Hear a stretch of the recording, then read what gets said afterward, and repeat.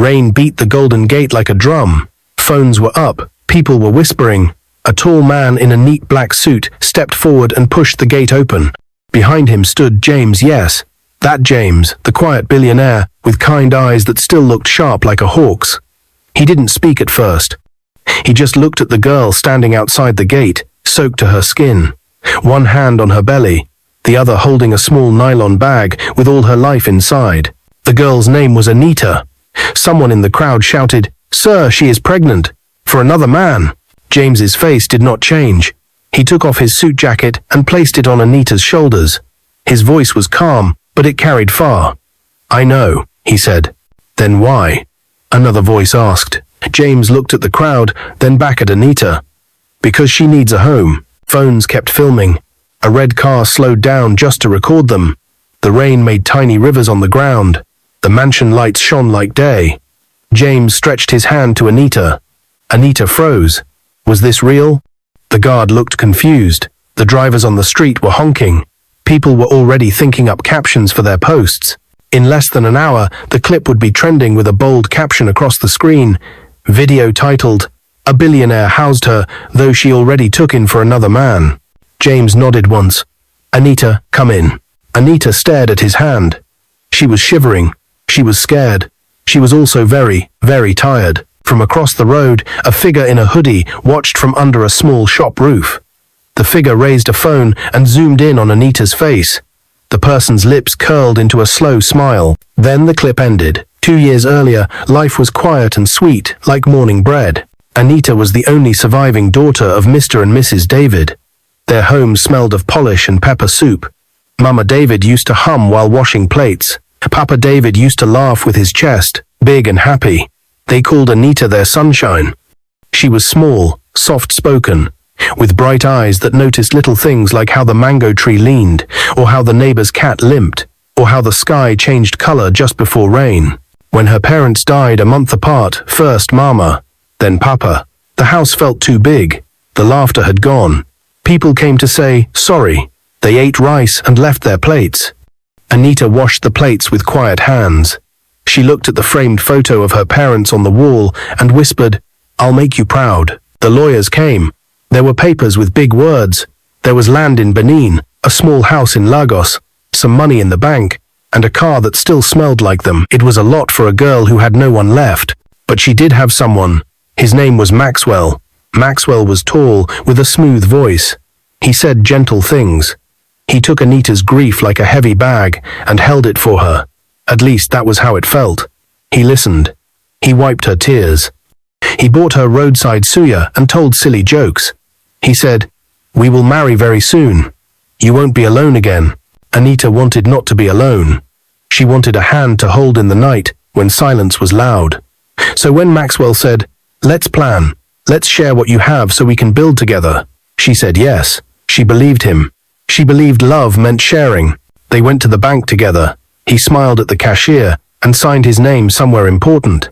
He said, it's better if I help manage the money. I'm older. I know business. Anita nodded. The bank hall was cold and her hands were shaking, so she didn't read everything. Next week, Maxwell said the house was under paperwork, so they should stay in a rented apartment for now. Just for a while, he said. Trust me. Anita trusted him. At first, the days were warm. They ate gari and groundnuts together. They watched TV with the sound low. Maxwell made plans, big, bright plans. A bakery, a lounge, a small shop. We just need to move money around, he said many times. But the bright plans started to flicker. Bills came. Promises were pushed to next week. The car was temporarily sold to release cash. The land was in joint names now, he said, because we are one. Anita felt a small stone of worry in her stomach. It grew when Maxwell began to come home late. Sometimes he smelled like strong drink. Sometimes his phone rang and he walked into the balcony to answer, talking in a new voice she didn't know. Who was that? She asked one night. A client, he said. Don't start. Anita didn't want to start anything. She just wanted peace. One morning, she felt sick. The smell of fried egg made her run to the bathroom. She sat on the floor, shaking. Later, she bought a small test from a pharmacy and went to the bathroom again. She closed her eyes, counted slowly to 60, and looked. 2 lines. Her heart knocked hard. She held her belly with both hands. "Baby," she whispered. Tears filled her eyes, not all sadness, not all joy, just big, round, heavy feelings. She imagined a tiny heartbeat, a tiny face, a tiny hand grasping her finger. When she told Maxwell, he stared at her, then at the wall. "Now? With everything I'm carrying? This is not a good time." "It's our baby," she said softly, smiling a little. He didn't smile back. "I have to think," he said. He did think. The next days, his phone calls grew longer. His wallet grew fatter. He said he would travel for business. Only 2 days, he promised. He left on a Thursday morning. On Friday afternoon, the landlord knocked. Anita opened the door with sleepy eyes and a gentle, "Good afternoon." The landlord did not smile. "Your rent is due," he said. "Your man has not paid. He promised last month." Anita blinked. "But, I thought, you have till Monday." When Anita called Maxwell, his number rang and rang. On Sunday, it started saying, "Switched off." By Monday, Maxwell's clothes were gone. His second phone was gone. And the small brown envelope, where Anita kept her important papers, was also gone. She ran to the bank. The cashier looked at the screen, frowned, and said things she didn't understand. Something about withdrawals, transfers, and nothing left. Anita walked out of the bank without feeling the ground. The sun was too bright. The noise of Lagos felt like it was inside her head. She sat by a wall, held her belly, and cried without sound. "It's okay," a soft old voice said. A woman selling puff-puff gave her 2 small pieces and a sachet of water. "Eat," the woman said, "for the child. And if you want," Anita said, "thank you many times." She ate slowly. The baby fluttered inside her like a small fish. There was no Maxwell to go back to, and the landlord put her things outside, 2 bags and a chipped flower vase. She looked at the bags and felt very small. Where do you go when you don't have anywhere? She slept one night on a church step. She woke to a broom sweeping around her. The cleaner did not chase her away, only said, "God sees you." Anita smiled weakly. "I hope he does." Days turned into a soft blur. Bus stops, kind strangers, unkind strangers. A mama who let her rest on a plastic chair for 1 hour. A conductor who refused to take her last 50 naira when he saw her belly. The city was big, but goodness still found space. Then came the rain. It started small fat drops on hot sand. Anita had no umbrella. She wrapped her scarf around her hair and looked for a place to stand. She found a long fence with a wide gate and a small shop across from it, with a roof that reached out like a hand.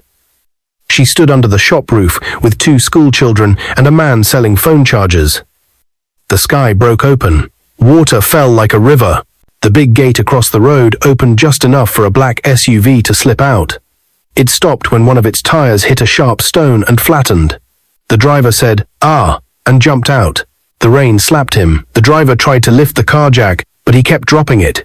He was struggling. Anita saw it and did something small but brave. She ran across the road when the cars paused for water. She held her belly with one hand and grabbed the jack with the other. "Lift from here," she shouted over the rain. "No, not that angle. This one." The driver looked surprised, then grateful.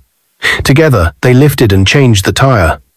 Anita was soaked to the bone, but she smiled. Helping felt good. It felt like she could still choose something in her life. A man with an umbrella had been watching from the mansion porch. When the tire was fixed, he walked down the steps. His shoes did not splash. His umbrella was big enough to cover 2 people. "Bayo," he said to the driver, "who is this?" "Sir, she helped me," the driver said, still breathing hard. "She did it well." The man looked at Anita. His eyes were kind and sharp at the same time. "Thank you," he said. Anita nodded, shivering. "It's okay. You're shaking," he said. "Come inside and get dry." Anita stepped back. "No, sir. I'm fine." "You're not," he said gently. "You are someone's daughter, someone's mother soon. Come." He turned and spoke to the guard. "Open the gate."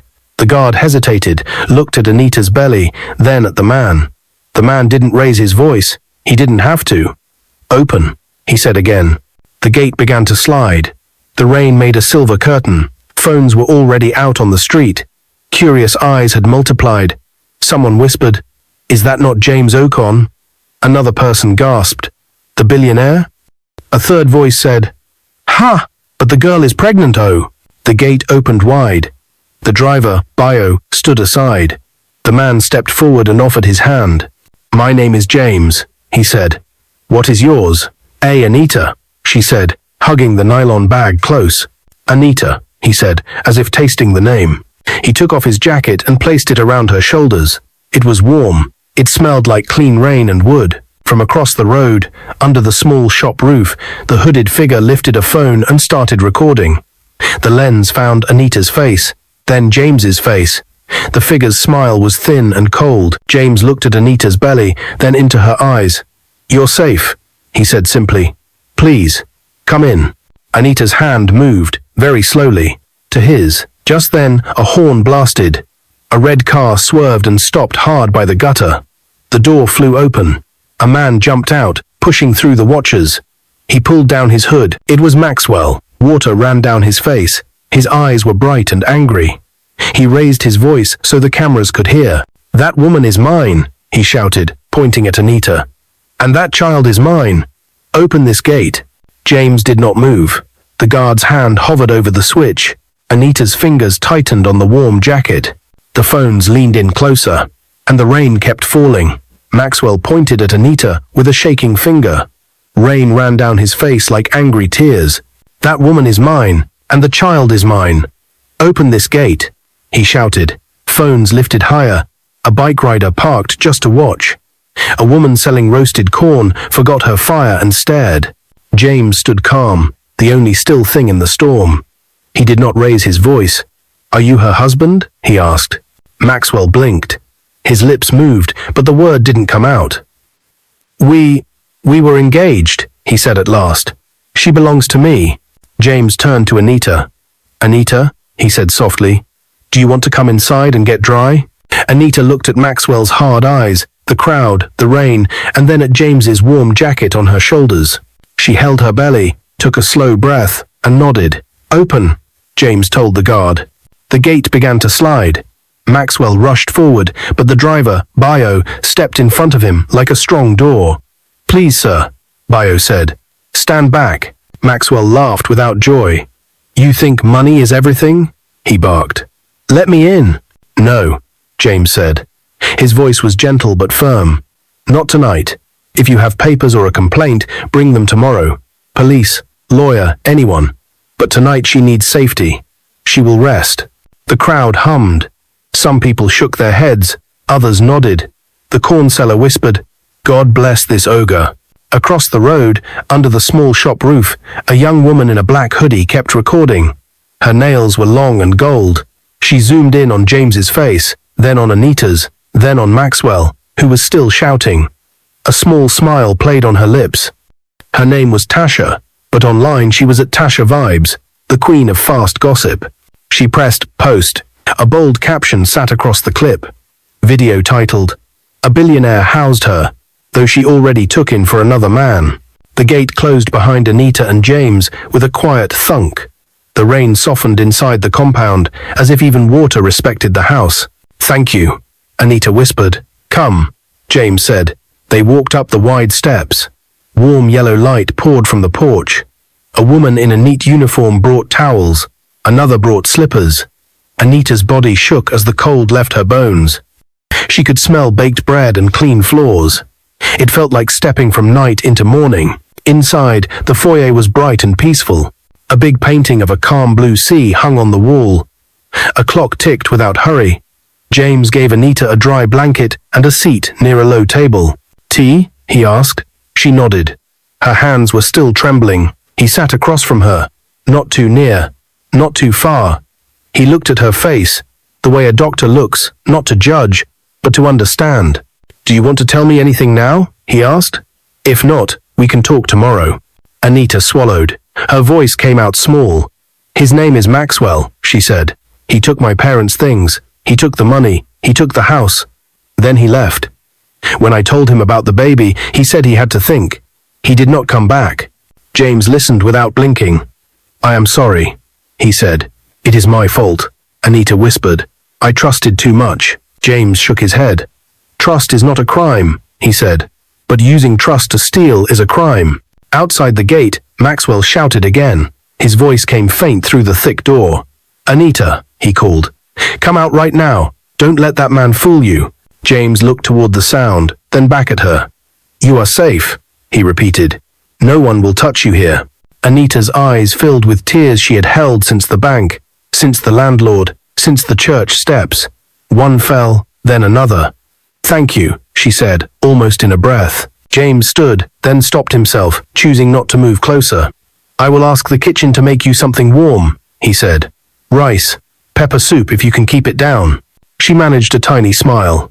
"Rice," she said. "Please." He nodded and pressed a bell. "Bayo," he said when the driver came. "See that no one troubles the gate. If anyone tries to jump, call the police." "Yes, sir," Bayo said, and left like a soldier. A younger staff member peeped in, eyes wide. "Sir, the internet," she whispered. "It is already everywhere." James sighed. "It is always everywhere," he said softly. "Turn off the comments for now." But comments did not turn off outside. On 100 phones, then 1,000, then 1,000,000. The clip rolled. A wet girl, a kind man, a shouting ex, a giant gate. People typed fast with hot fingers. "Nawa'o, this billionaire gets sense. She be gold digger. Stop blaming poor girl." "Where the baby papa?" Under the small shop roof, Tasha refreshed and smiled as numbers climbed like a ladder for the sky. She didn't see the red car slide back quietly to the curb. She didn't see Maxwell answering a call and turning away from the gate. He held the phone hard to his ear. "You saw it?" Maxwell said, voice low now. He took her in. "Yes, the rich fool did it." He listened, then nodded to the shadows. "Tonight? Fine, I will keep them busy at the gate." Inside the house, the kitchen brought hot rice with small carrots shining like tiny lights. The smell was kind. Anita took a spoonful and felt her stomach relax. The baby fluttered, as if saying thank you too. James waited until she ate a little. "We will find out what happened to your money," he said. "Not tonight, but we will try." Anita looked up, surprised. "Why would you help me?" she asked. "I am a stranger, and I am already, you know." Her eyes dropped to her belly. James's eyes were gentle. "Because I remember a day when I was the stranger," he said. "Someone opened a door for me, a door I could not open by myself." Anita held his look a moment, then stared at the steaming rice again. Warmth moved into the cold corners of her heart. It did not heal everything, but it made space for breath. The lights flickered, just once. Then again. James was on his feet before the second flicker ended. "Back up," he said. "Now." The house hummed as a quiet generator woke up. The lights steadied. James looked toward the tall windows. The rain had thinned to silver threads. "Don't be scared," he told Anita. "Sometimes the city plays tricks." Anita nodded, but her hands had found each other and would not let go. Bayo stepped into the doorway with rain on his shoulders. "Sir," he said. "The man is still outside, shouting. 2 other men in a small car are parked down the street. They are watching the gate. I don't like their eyes." James's face went still. "Call the local station," he said. "Ask for a patrol. Also tell the street guards to stay awake." Bayo left fast. James turned to Anita. "You can rest in the guest's wing," he said. "There is a nurse on staff if you need anything." "I don't want to be trouble," she whispered. "You are not trouble," he said. "You are a guest." They walked down the long, quiet hall. The floor was smooth and warm. The air smelled like soap. Family photos hung on the walls. James as a boy, with big front teeth. James with his mother under a mango tree. James cutting a ribbon in front of a school. Anita looked at them and felt the house breathing softly around her, like a big, gentle animal. He opened a door. The room was simple and calm. A bed with white sheets, a small lamp that glowed like sunrise, a chair by the window with a soft blue blanket. "You can lock the door from inside," James said. "No one will enter without your word." Anita stood in the doorway and did not move. "Thank you," she said again. The words were small for what she felt, but they were all she had. "Rest," James said. "We will talk in the morning." He turned to leave. From the far end of the hall, a loud bang shook the air. James spun around. Bayo ran back, breath fast. "Sir." The men outside, one of them threw a stone at the camera. "Another is trying the side fence." James's eyes flashed once, then went calm again. "Secure the inside," he said. "Call the police again." Anita's heart raced. The baby pushed against her palm, as if feeling the fear too. The doorbell rang, long and harsh. Then fists hit the gate. Voices rose. Maxwell's voice cut through. "Anita, if you don't come out now, I swear." James looked at the door to Anita's room, then at the hall camera screen that showed the gate shaking like a drum. He took a slow breath. "Stay here," he told her. "Lock the door." He took 2 steps away. Anita touched the door, then stopped.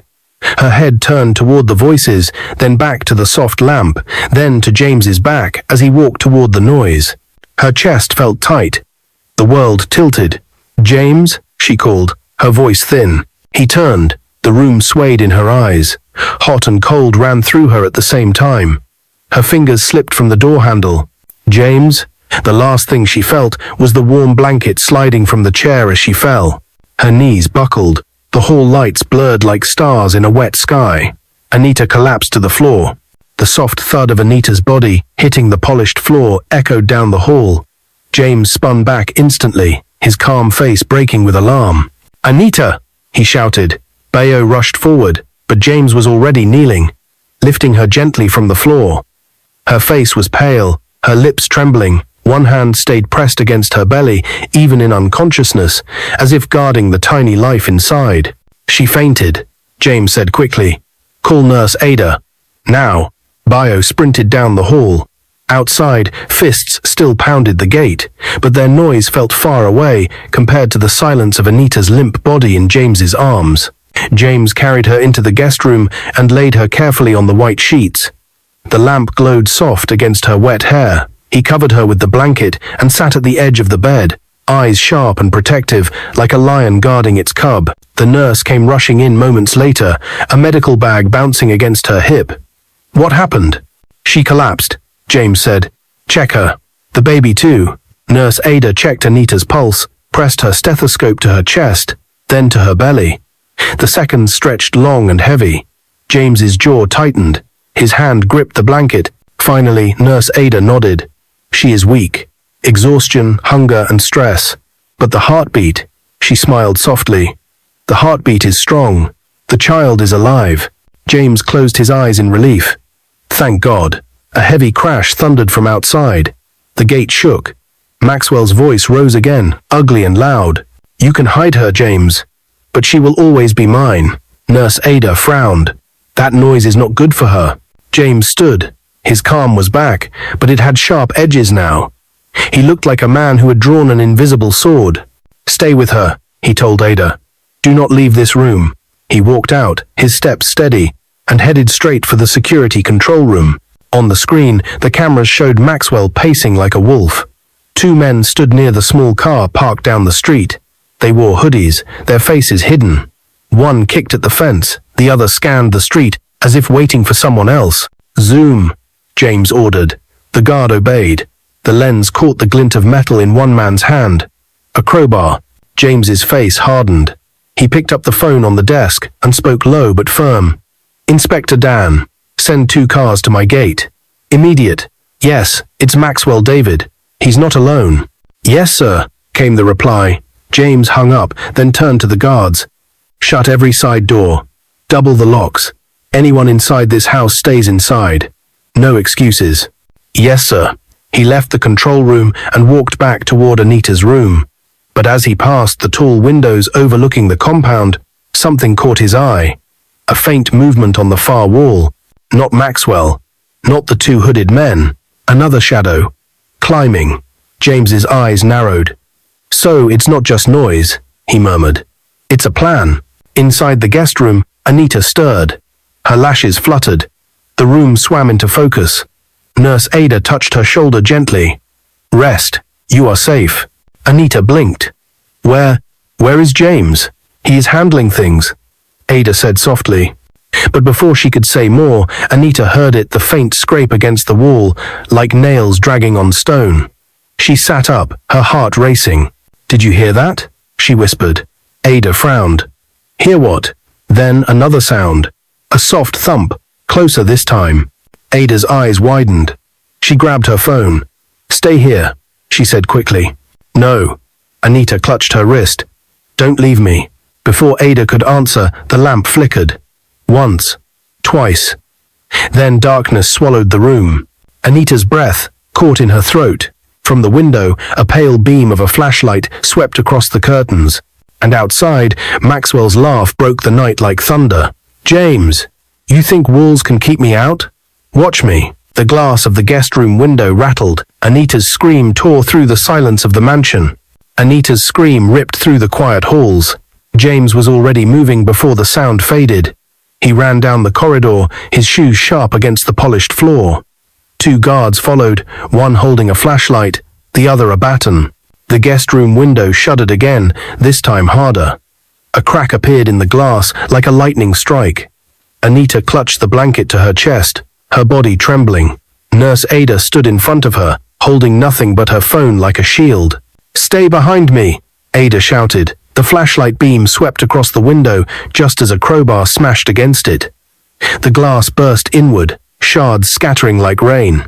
A hooded man's arm reached through. Anita screamed again. Ada grabbed a chair and swung with all her strength. The chair legs cracked against the arm. The man cursed and pulled back, but only for a second. The door burst open. James strode in like a storm. His eyes, sharp and burning, went straight to the broken window. "Out!" he barked. The guards surged forward. One yanked the curtain across, the other shoved the chair under the window as a barrier. James stepped to Anita's side and pulled her up gently. "You're safe," he said, though his jaw was tight with fire. "Sir," a guard shouted from the hall. 2 more men at the east wall. "They're climbing." Ada gasped. "They'll surround the house." James's hand tightened protectively on Anita's shoulder. "Not tonight," he said. Outside, Maxwell paced like a madman. Rain had stopped, but his fury poured like floodwater. The streetlight cast his shadow long across the gate. "You can't keep her from me, James," he shouted, voice hoarse. "She is mine. Everything she owns is mine. Even the child is mine." His words carried into the house, through the cracked glass. Anita flinched, her belly tightened under her palm. James looked down at her. His voice was calm but edged with steel. "Does that man scare you?" Tears filled Anita's eyes. She nodded, whispering, "He already destroyed me once." James bent slightly, so his eyes met hers at level. "Then hear me. He will not destroy you again. Not while I am alive." Anita's breath caught. His words sank deep, like warm fire against cold fear. The screech of tires tore through the night. Blue and red lights flashed across the compound wall. Police sirens screamed. Maxwell froze. The 2 hooded men at the side wall dropped back down and ran for the car. One tripped, scrambled up, and dove into the back seat. The car engine roared to life. "Stop them!" a police officer shouted. Shots cracked into the night sky. The car swerved, clipped the gutter, then sped off into the darkness. Maxwell didn't run. He stood rooted, chest heaving, eyes locked on the mansion gate. 2 officers grabbed him, but he fought like a wild animal, shouting Anita's name again and again. "Anita, you can't hide from me." His voice cracked. "That baby is mine. You hear me? Mine." The officers forced him into the back of their van. The gate camera caught everything. Inside the house, Anita collapsed against James's chest, sobbing. She had held strong for too long, and now the dam broke. James held her, one arm around her shoulders, the other gently shielding her belly. "It's over," he whispered. "For tonight, it's over." But as Anita wept, the guard at the monitor frowned. He had rewound the footage of the broken window, frame by frame. Behind the hooded men, just for a second, another figure had appeared. A slim woman in a black hoodie, with long golden nails. She wasn't climbing, she wasn't running. She was only recording. The guard leaned closer to the screen. He muttered to himself, "Who is she? And why?" Was she smiling? The police van's siren wailed faintly as it carried Maxwell away. The street outside James's mansion was finally quiet. Only puddles glimmered under the streetlight, broken glass twinkling like sad stars.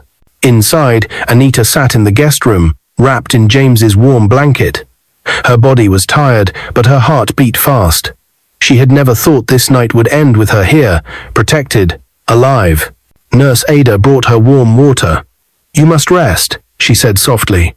Stress is not good for the baby. But Anita's eyes stayed on James. He had not left her side. His white shirt was wet from the rain, his jaw still tense from the fight, but his eyes were steady. He looked at her as though she wasn't a burden at all, but a person worth guarding. Why? Anita finally whispered, her voice trembling.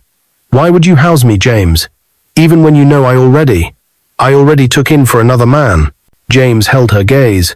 His reply was firm, but kind, because love is not about who failed you yesterday. It is about who chooses you today. Anita's lips parted. Her eyes filled with tears again, but this time they weren't only tears of pain. They were tears of something new, something like hope. Weeks passed. The scandal on social media grew louder before it grew quiet. Tasha's video of that stormy night trended everywhere.